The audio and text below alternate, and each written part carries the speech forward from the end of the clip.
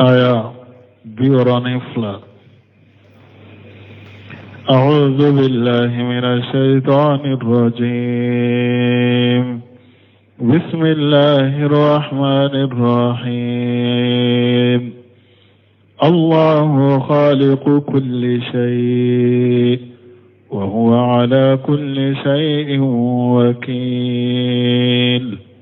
له مقاليد السماوات والأرض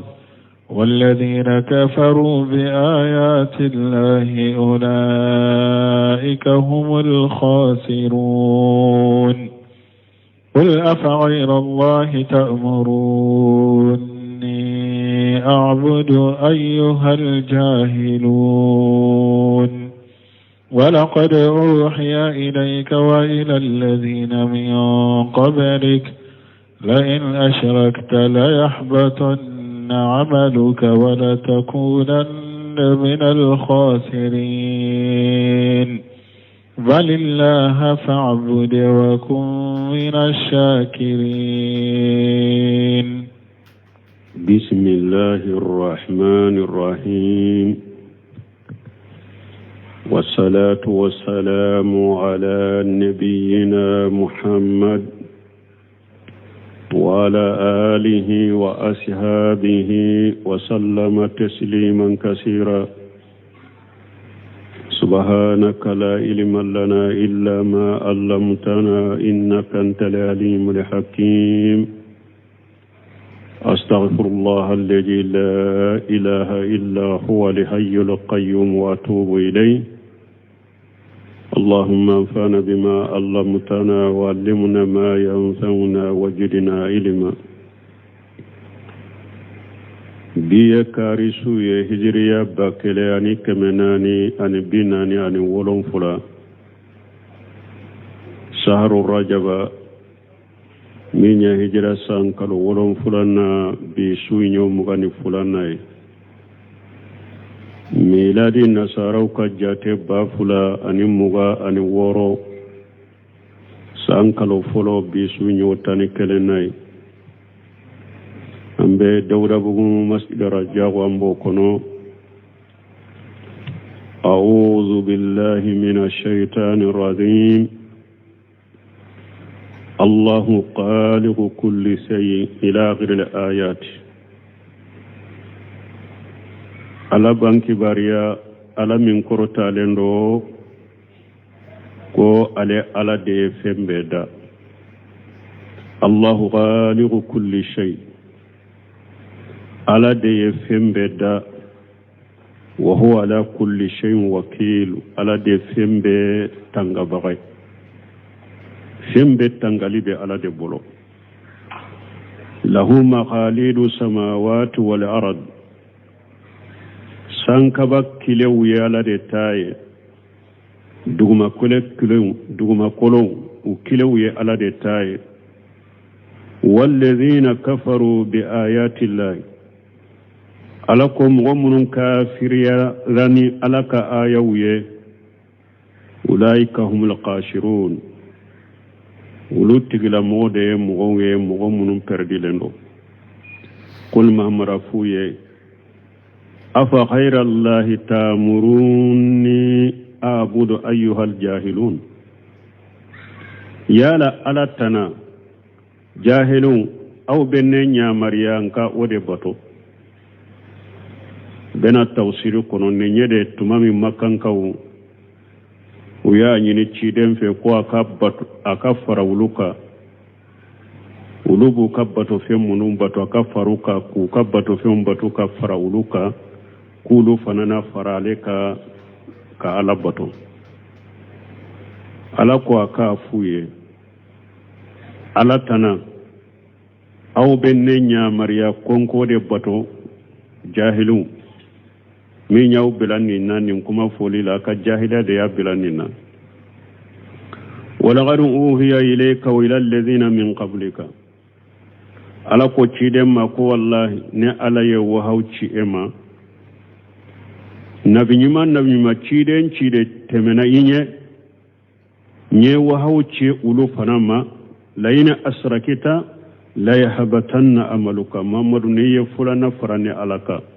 ka fengure wole ka farani alaka ka fengure bato ka farani alaka mbi ka baro be cinya kiden ci de temena kiden nye muhammadu nye ala yenni wahu ci abbe makelenkele ko ciden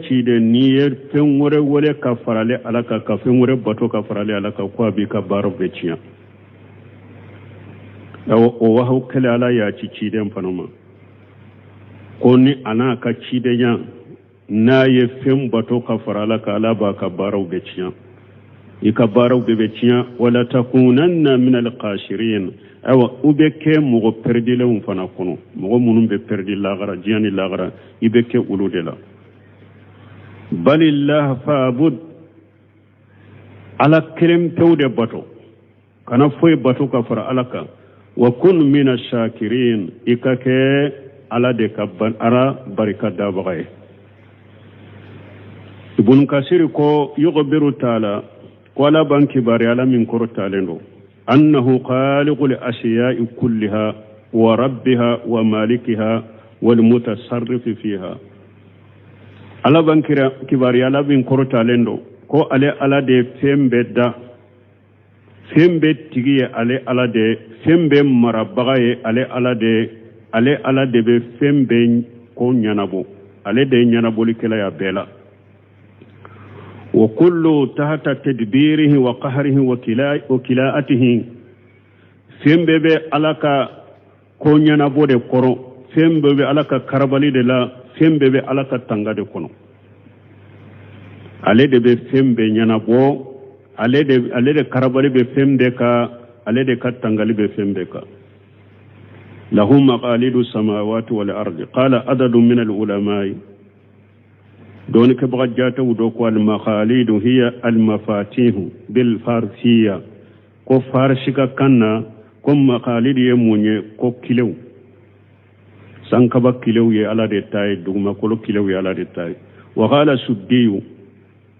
سدي قول له مخاليد السماوات والأرض أي قجائن السماوات والأرض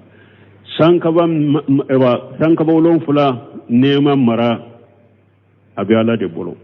duguma ko lolon fulan nema marali abi ala de bolo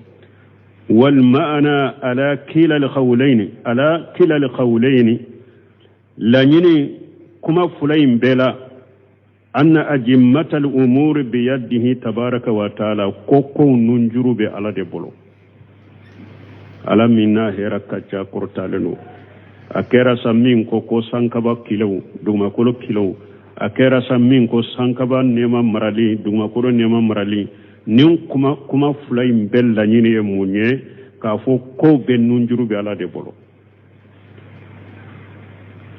lahul mulku wa lahul hamdu wa huwa ala kulli shay'in qadir maray ala de tay tanu ala de tay ala de bese pembela ولهذا قال نند كسلكو والذين كفروا بآيات الله أقوم مؤمن كافرني علىك آيوي أي حججه وبراهينه علىك الدليلو علىك الدليل يدل منو بألك مسياير لا آيات الكونية وآيات الشرعية كونية جمعية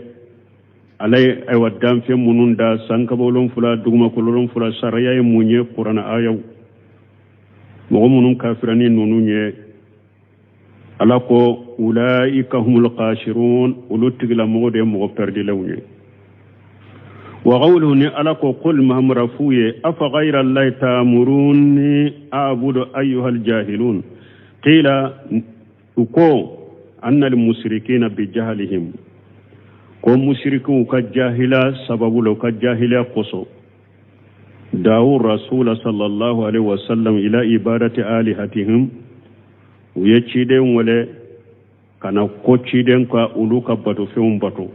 wa ya'buduna ma hu ilahahu ko ulu fana na ciden ka bato feun bato ka faraka qala allah ta'ala ala qala min qurta lendo qul ma murafuye afa ghayra allah ta'muruni a'budu ayyuhal jahilun ala tana jahilu aw benenya mariya konka ode bato ala tana aw benenya mariya konko de bato wanne to ke wala hada madde akera tawhid dawa akera sunna dawa ika kay dama ikika mo wele kata tawhid ma ka fofo ika fara mo ka ulubu kan shirku minna ubu kan galo minna uka faruka ko inu wele doni ube ebe ka sunna la munum be uka bidia la ika faruka ko inu wele doni la ito ika tawhid ka ika mo wele kana tawhid ma nimmin faralika alhamdulillah o yika jenyoy nimma farika abada maybe dama huja joraka ito ika sunna ka ika mo wele kana sunna ma ni mo mi nya fa ma faralika alhamdulillah ni mo mi ma so sunna ma fa mo abaka bidiya ka ibe ka sunna ka huja joraka cide unya ke nin chogodela wala qad uhiya ilayka ala ko cide manne alay wa hauci ema wa ilal ladina min qablika ani mo munun tamina enye cide munun tamina enye layna asrakita la yahbatanna amaluka ni ya mushrika ke dorone ala bi kabara uciya ni fen wore ka farala ka ye fen bato ka farala ka doro ini kan nabi mani ka cide nya ni ka daraja kurtale min fulani ni ka baro be ciya wala takunanna min alqashirin awa ibeke mo perdi rewnya fana munum be perdi jiya be perdi lagara wa hajihi ka qawlihi ni aya be kuma alaka kuma tumami alai nabi mun fo suratul an'am kono cide wa la yu fo kutanu ako walau asraku lahabita anhum ma kanu ya'malun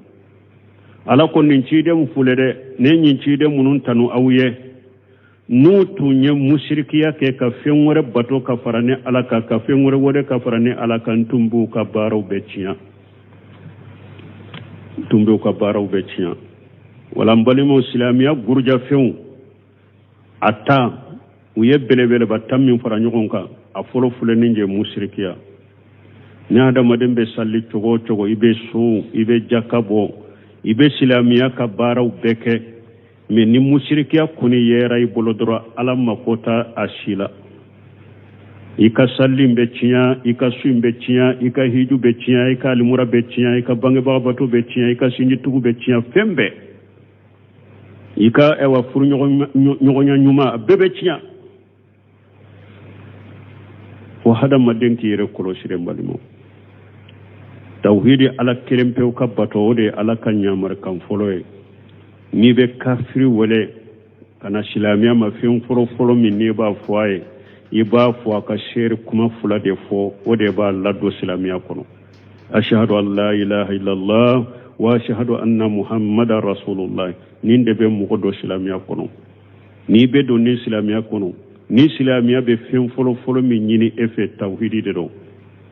awa ni bogo jian kono fana ibe labanin tawhidi da ni islamiya ye min nyini fe boto jian kono ika ko be laban ka kai tawhidi de do man kana akhira kalamihi la ilaha illallah daga dali janna ci den ko ni mo min ka kuma laban kira la ilaha illallah be do arjanna kono hada maden na le jian kono inya mira ni folo mi nye tawhidi de inya mira ni fe laban mi nye boto jian kono en tawhidi de nati bolo foyti bolo ni tawhidi masabati mo min bolo ki yere kuroshi mushrikama ite foi kai ka dina ni ka islamiya la ni hada made ni eye salliji ta sisa ye sugune ke ube ye bana kuteke ube finya borila salliji be cinya chogomi de ewa ni hada made mfana ye islamai ni ye mushrikiya ke ka islamiya be gurja o chogodela bayna sarakita la habatan na maluka wala hada made ki yere kuroshi baluma nyuma ya site jiya kono ni hada madembe nyuma ya minke hada madawnye kateme tawhidi dawaka kasaragati ke mugo ye nyumando ka wori di mugoma ka dunka faduma ka nyuma ya kuye oye nyuma yede me mugo min bi wele kata tawhidi ma mugo min be mugo wele kata tawhidi ma mugo shima nyumanke hada madawnye jiya kono ka otigibo parce que wotigi ba fe ki ka jiya nyana maya de nyayi bolo ki kala gara nyayi bolo min bi wele kata tawhidi ma kata tawhidi nya fuye mo shite jiya kono menye hera ki ye ko tigibo Cheikh Salih ala Cheikh bode fo Abdurrazzaq Badri bode fo ka kasidi do kono o tawhidi wala likala min bi wala kata tawhidi ma nyuman kala site jian kono min bobo nka jidi mugo ma nka wori di mugo ma nka e wasaragati di mugo ma nka nyuma yake mugo nyowe nyuma yede me nyuma site teme min bi wala kata tawhidi ma parce que tigla mugo bakke ki ka jian nyali ani kallagara nyali de ke iye me ni mugo min yi wala kato tanama ye nyuman ki ye chogo isara tawhidi ka tawhidi to bolo ka jian nyana ma yere tenya janko lagara ke kasirku to bolo ka musirkiya to hada maden bolo hada maden ka bato kono ika silamiya kono ka musirkiya to bolo jiya yere tenya yi bolo janko lagara ika jiya ciana ika lagara ciana wala ala kan ke tawhid wala ke bagawiye ala ka an ke tawhid mugo ye kan sabati tawhid ka wa qawluhu nako balillahi fa'bud wa kun min ash-shakirin ay aqlis li ibadati lillahi wahdahu la sharika lahu ika bato be kala shi ala de ala minni ala kelempe ni je nyogon taala anta wa man tabaakan wa saddaqaka e muhammadu ani mugo turi ko ani mugo yinya tigiya abbe kala kelempe de bato ala mugo be nyamar yawde wa ma umiru illa liyabudu allah mughlishina lahu ad-din ala ma hada ma dawnya marani foye fonka ala kelempe bato kanka bato be kala shi ala ewo muhammadu mushriku bi wala kata mushriki minna kana do ala de kana kede niya ke doro ka bara bebe ciya tuma mi ala ye ci dem bali mushriki ala ka faye fanan na ye mushrika ke ka bara bebe ciya aya nyamarani munye kala kelempe bato ala kelempe bato ani mugo tuguri ko ani mugo yiciya tigiya ay ala kelempe bato je nyogonte ala minna je nyogonte ala minna ayo kelempe bato kana foy faraka وما قدر الله حق قدره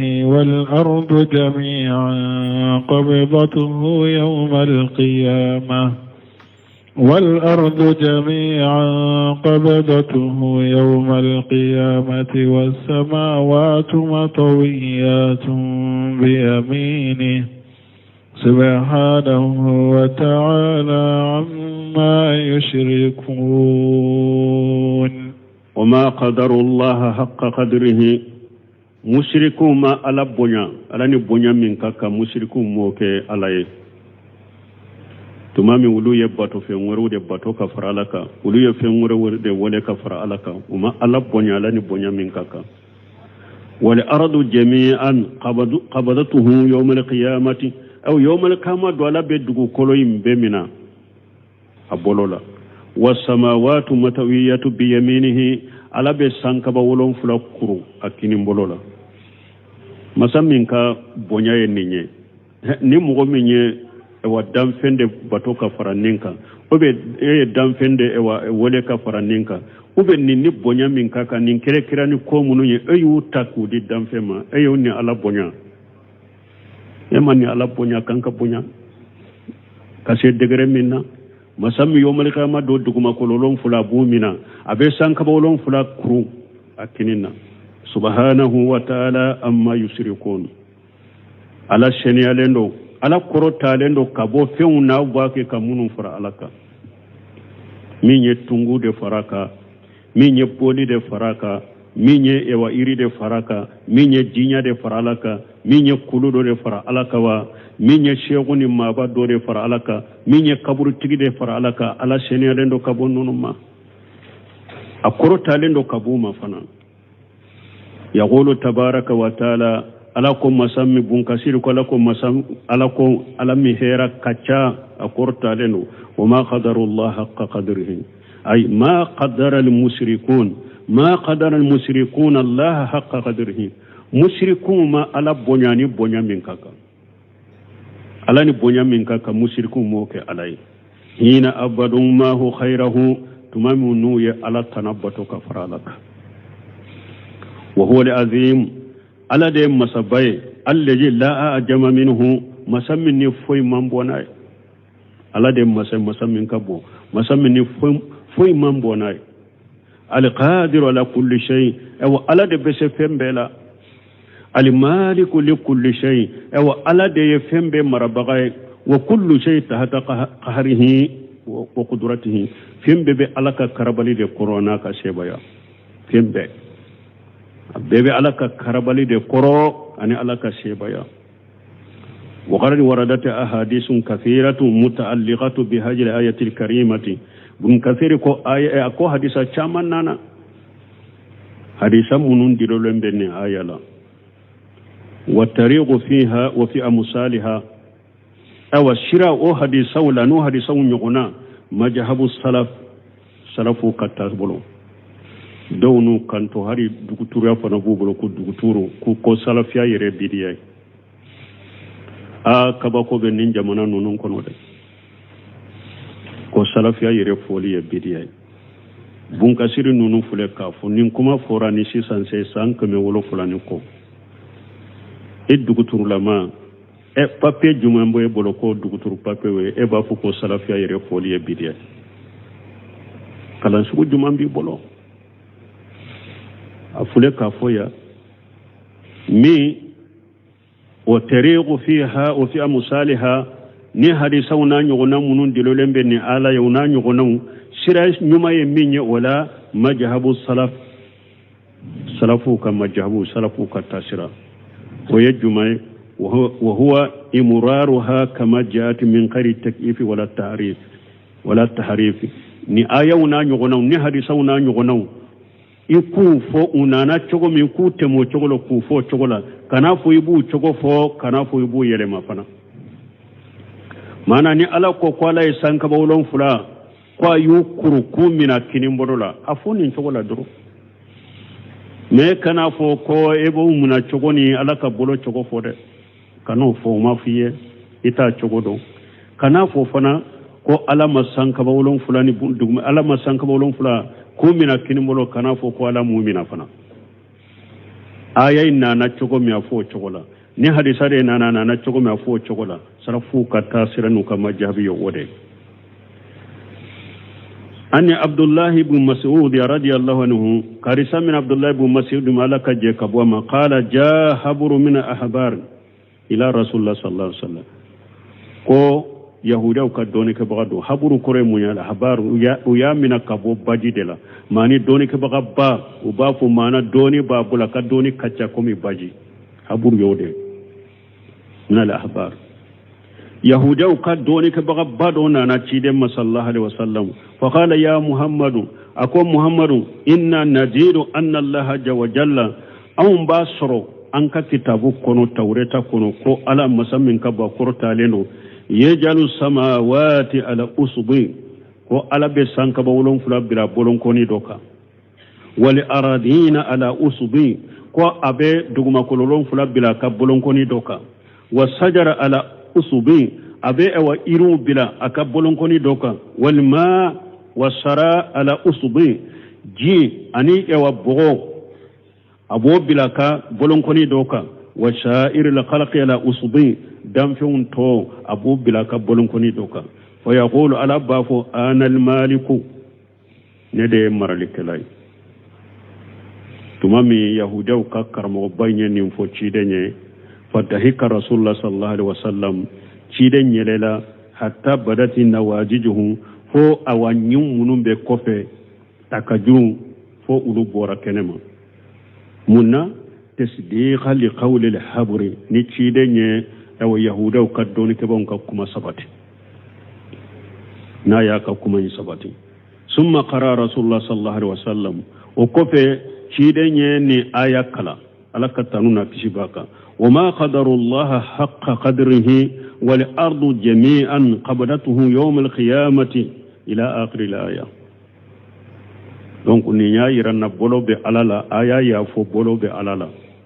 abe sanka bolon fula aba mina akini mbolola ambo sabati alai anta ke chokofo anta yelema fana anta fuate boloti alala fana ewa harisa salim min fulen na be bukhari muslim kono aye bolon koni mu fo alala bolon koni ambo fana sabati hadisa kono bolon koni mu be alala me u chogo anto fo mo to do me anta fo ko bolon koni te alala fana u sabati komi unana hadisa la chogo وأن عبد الله بن مسعود رضي الله عنه كرسم عبد الله بن مسعود ملك جيكبوما قال جاء رجل إلى النبي صلى الله عليه وسلم من أهل الكتاب أقول تشيدو نانا النبي ملك تنونا كسبك كتاب الدنك ولا فقال يا أبا القاسم أقول قاسم هل بلغك يا لا شيري موا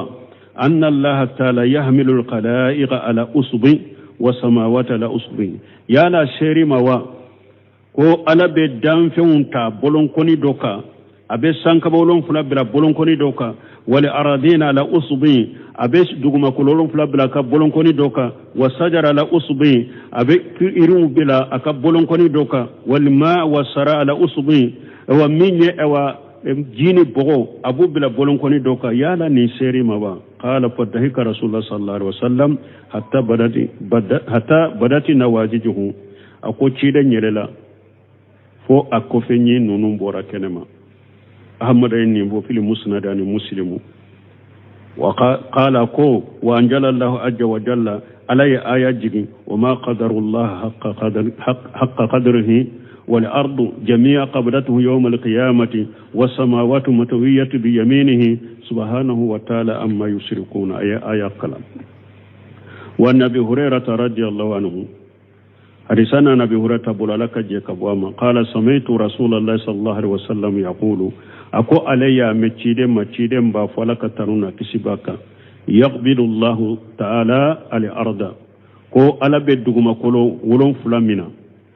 ويتوي السماء بيمينه أبي سانكبا كورونا كينيمبولاي ثم يقول وكف على بافو أنا الملك أين ملوك الأرض أبافو ندي مرلكلاي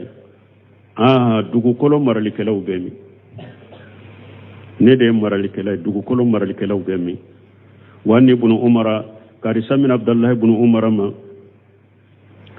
radiyallahu anhu malaka je kabu fula bɛ ma ani rasulillah sallallahu alaihi wasallam kabo cide malaka tanuna kisibaka qala inna allah tabaraka wa taala ko ala mi hera kacha korta lendo yaqbidu yawm al-qiyamati al-aradina ala usbi o ala be dugukolo wolon fula yawmal qiyamah do abu bila bolonkoni doka wa takunu samawati bi yaminihi sanka wolon fula beke akinila summa yaqulu ana al-maliku abafu nede maralikelai wa ni ibn umar radiyallahu anhu ma hadisa warena ana abdullah ibn umar bolot ala kaje kabu fula bema qala inna rasulullahi sallallahu alaihi wasallam qara hadhihi al-ayata jata yawmi ala al-minbar o cirenye ni aya kala dondola minbari sanfe aka minbari ka wama qadarullaha haqqa qadrihi wal ardu jami'a qablatuhu yawm al qiyamati was samawati matawiyatun bi yaminihi subhanahu wa ta'ala amma yushrikun ayen kala minbari ka wa rasulullah sallallahu alaihi wasallam yaqulu hakaja bi yadihi yuharrikuha yuqbilu biha wa yudbiru cire ka to minbari ka tora ka bolokete ka tanyefe kanadi kofe ka tanyefe kanati kofe yumajjidu rabbu nafsahu ana li jabbaru ko ala bake ka ayere bonya ana li jabbaru ne ala de karbali kelay ana li mutakabbiru ne ala de masa ewa yere bonya bagay mutakabbiru ne de masami na ayere korota le no ba yere korota ana al maliku ne de marikelay ana al aziz ne de yeshe masay ana al karimu ne de masafuna sire ko ciren tora kan ninfo ko ala be sankabolon flamina kanunun fo farajafa bi rasulullah sallallahu alaihi wasallam al minbar hatta qulna la yaqirranna bihi ko minbari tora ka ewa lamagani cidenye fo awun ko minbari bena binay fanko minbari bena binay wala lanyine munye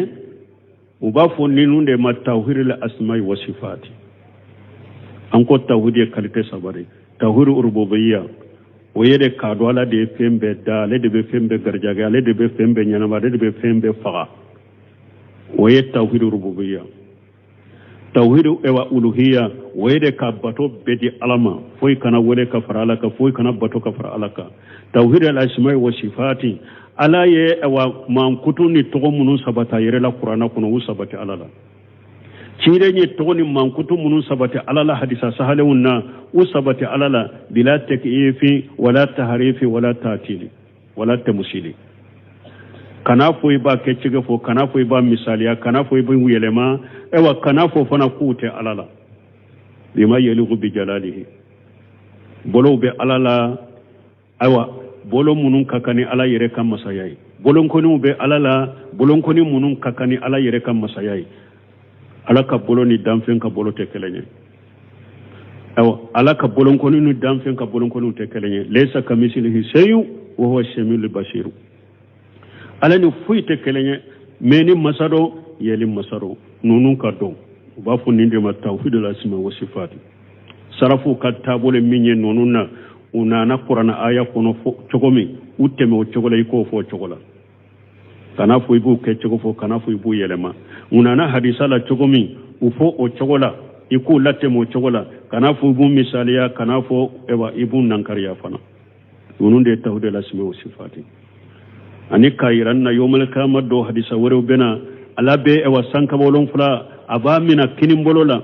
kaduguma ko lolon fula mina ana li maliku ana li jabbar ana li mutakabbiru ana li azizu ana li karim ana li maliku aina mulukul ard na togodul aina mulukud dunya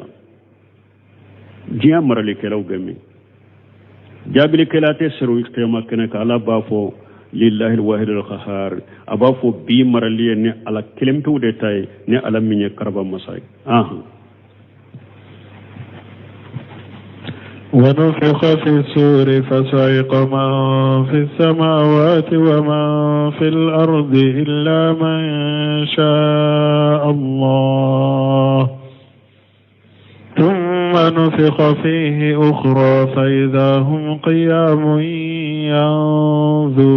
ينظرون وأشرقت الأرض بنور ربها ووضع الكتاب وجيء بالنبيين والشهداء وقضي بينهم بالحق وهم لا يظلمون ووفيت كل نفس ما عملت وهو أعلم بما يفعلون ونفخ في صور ube finyeli ke burula israfilu de be finyeli ke burula ale be lareshi tabaga wula buru finyeli ke bariya be ale de bolo fana israfilu be buru finye fasaiqa man fi samawati wa man fil ard illa ma sha Allah mugo be dugu koloka sankaba wolon fula danfe be sankaba wolon fula la ni duma kololon fula a bebe sa foni ala yere ya kanu ni mununte sa doko sedi su nenye finyeli folode ya do buru finyeli kuma sale na finyeli fula de do me tawsiri kala ambe min ka tawsira bunka sira le ba ke sabade parce que ale gafo نفقة الفجر ونفقة الشايق ونفقة الباس بنكسر بفينيلي كسبادة على بفينيلي فلو كجاتيك فينيلي نبورو فينيلا دامفين بي أبي جابتك وكوفي فينيلي فلانا بك أبي سا وكوفي سبانا بك أبي كونو مكما سهل فينيلي فلادة فينيلي فلو danfen be jabe tige ya bebe sa finyeli fulana bebe kunu donc ninye kuma salina finyeli folo de do danfen be sanka bolon fulala danfen be duma kolon fulala a bebe sa foni ala yere ya kanu munun ni ala yere ya akanu munun kanasa summa nufiqa fihi ukhra o kofe be finyeli ke israfil be finyeli ke borula finyeli warela فإجاهم خيام ينظرون دام فين بو يرسرو وبوروكا كبرو كونو وجولم بقيامة كنكا وبقيامة كنكا سرانيا فين وباكي كولاجي وأسرقت الأرض بنور ربها دوكو كولو بي اواجيا ناتيجي على كنوري وأودي الكتاب بارك غفه وبنا وبدا دوبو كغفه من نكين بولويه دوبو غفه من نمان بولويه وجيء بالنبيين والشهداء وبنا النبي نيما ويه نبي نيما منون بشير مغوك اني شير نبي نيما بالمو ني ليري سورنانا نيرولا وودي الكتاب بارك غفه وبدا وجيء بالنبيين وبين النبي نمويه هذا مدن كلن كلن نبي نما من شراو ما تشيد من شراو ما منتو بها كتشيد يمبنا شريعة أوكا وشهداء أني ملك يوم أنا كا بارك أني ملك يوم ونبنا شريعة أوكا ملك يوم منتم باونو في نوبا كبارو شبه أنا كا يريكا سوفيو ونبنا شريعة أوكا وقضي بينهم بالحق على بكيري تجدم في نيوغون تني تلنياي وهم لا يظلمون على تموسي تونيو وأوفيت كل نفس ما عملت أو من كلن كلن يبارا من كبسرني كباري وهو أعلم بما يفعلون أو جون منك على بابدو بلمني آيات توسيري على تسكاك أمبا جويا نيالا سنيرنا hadisa chama hadisa uba nofe nyala siniran nyambe aya in tafsirike subhanaka allahumma rabbuna bihamdika ashhadu an la ilaha illa anta astaghfiruka wa atubu ilaik bo ateseka ateseka tafsiri kwa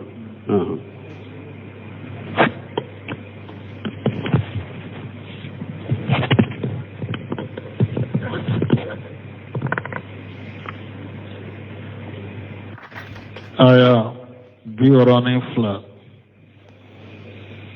أعوذ بالله من الشيطان الرجيم بسم الله الرحمن الرحيم